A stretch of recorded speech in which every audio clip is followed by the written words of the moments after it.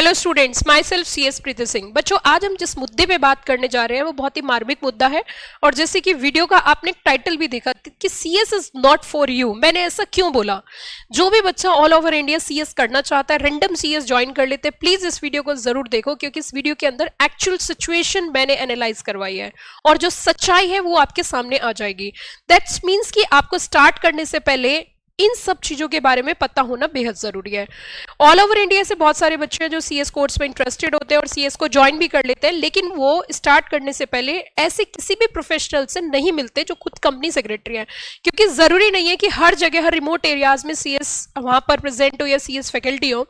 इसी चीज को ध्यान में रखते हुए मैंने इस वीडियो को बनाया है ताकि ऑल ओवर इंडिया के बच्चों को भी इस चीज की गाइडेंस मिल सके। अब इस वीडियो को लास्ट तक देखना बेहद जरूरी है, नहीं तो आपकी जिंदगी के 3 कीमती year, most important and precious years आपके खराब हो सकते हैं।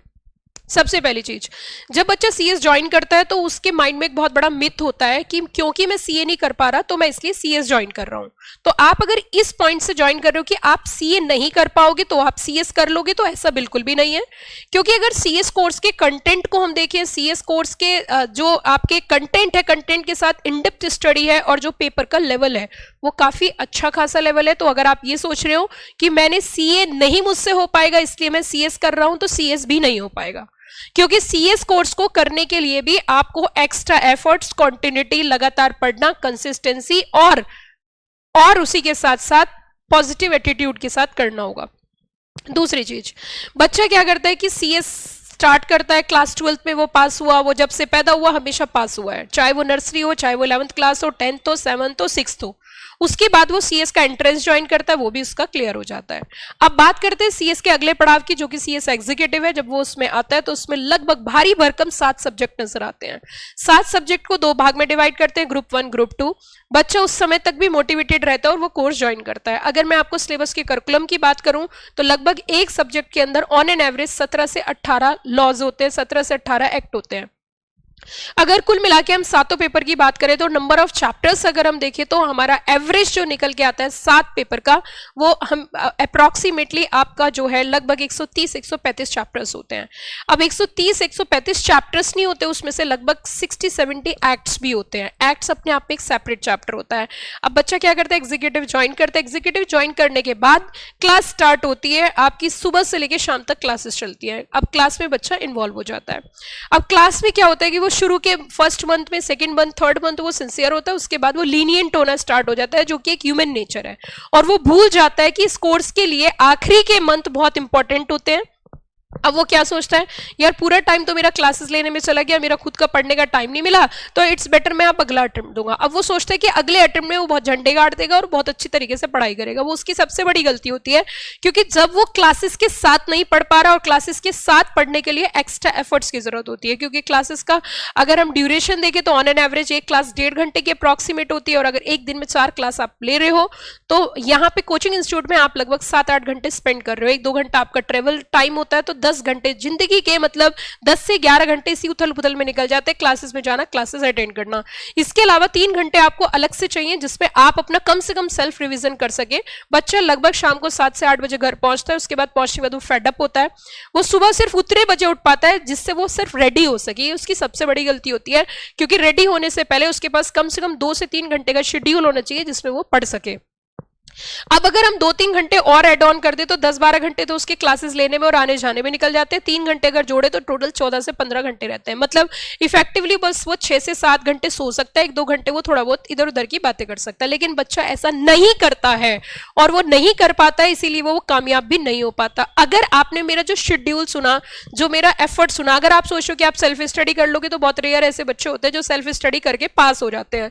क्योंकि कोर्स का जो कंटेंट है, कोर्स में जो कॉन्सेप्ट है वो इतने सारे होते हैं कि जब तक एक प्रोफेशनल की हेल्प ना ली जाए तो वो क्लियर करना बड़ा मुश्किल होता है। मैं ये नहीं कह रही आप मुझसे ही पढ़ो, आप किसी से भी पढ़ो, क्योंकि टीचर होना भी अपने आप में एक बहुत बड़ी बात होती है। मैं किसी भी टीचर के बारे में ऐसा नहीं बोल रही कि ये टीचर अच्छा है, ये वो अच्छा है। आपको जो अच्छा लगे आप उससे पढ़ो, क्योंकि हर एक टीचर अपने आप में अच्छा ही होता है अगर वो पढ़ा रहा है। तो अब मुद्दा उठता है कि जब 12 घंटे के साथ साथ 3 घंटे और सेल्फ स्टडी आती है तो घंटे हो जाते हैं 15। आप सोच के देखिए, अगर आप 15 घंटे डेली बेसिस डेडिकेटेड इस कोर्स को दे सकते हो, then you are eligible, then you are competent person to do the CS course. अगर आप ऐसा नहीं कर रहे हो तो आप बिल्कुल भी कॉम्पिटेंट नहीं हो। दूसरी बड़ी मिस्टेक बच्चा क्या करता है कि जैसे उसने अटेम्प्ट दिया, सपोज अटेम्प्ट दिया और उसका क्लियर नहीं हुआ, तो अब वो बहुत स्मार्ट हो जाता है, सोचता है मैं सेल्फ स्टडी से निकाल लूंगा।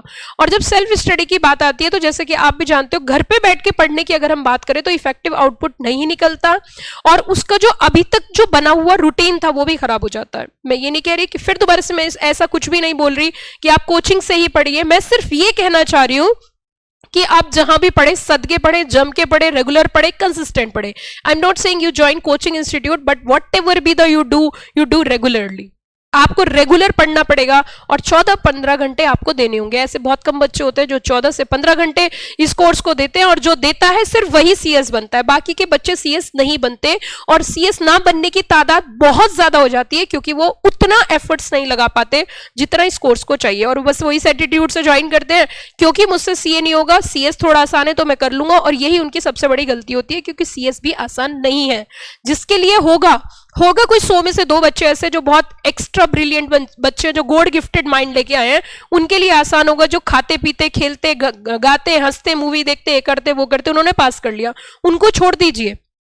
क्योंकि 100 में से 2 ही बच्चे ऐसे होते हैं जो एक्स्ट्राऑर्डिनरी दिमाग लेके भगवान से पैदा होते हैं। 98 बच्चे वही होते हैं जिनको ज्यादा एफर्ट्स लगाने की जरूरत होती है। तो ये कोर्स जो है ना उन लोगों के लिए नहीं है जो सुपर ब्रिलियंट बच्चे हैं, ये कोर्स उन लोगों के लिए जो कंसिस्टेंट है, जो कछुए की चाल चलते हैं वो इसमें कामयाब होते हैं, जो खरगोश की चाल चलते हैं वो इसमें कामयाब नहीं होते। मैं फिर से यही बात बोल रही हूं, यहाँ आपके अपने एफर्ट्स, आपकी अपनी क्लास नोटिंग, आपके अपने क्रक्स नोटिंग, आपका अपना कंटेंट, आपके अपने एग्जाम के क्वेश्चंस करने होते हैं।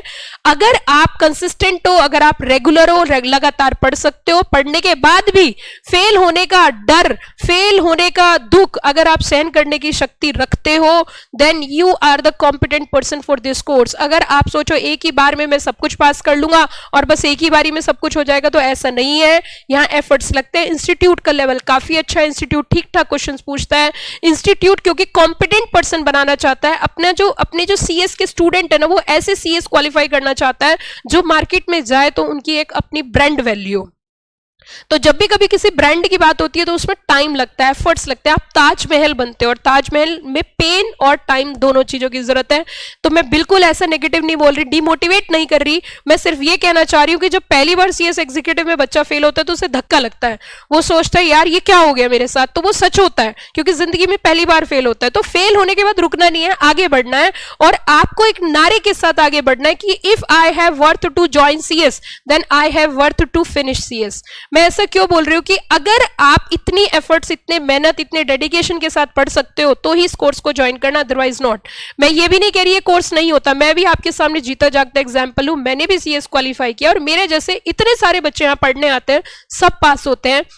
लेकिन पास वही होता है जो बाकी की सब चीजें दुनियादारी छोड़ के सिर्फ पढ़ता है, सिर्फ वही पास होता है। बाकी के बच्चे पास नहीं होते हैं और जिंदगी के 3 से 4 साल खराब कर देते हैं।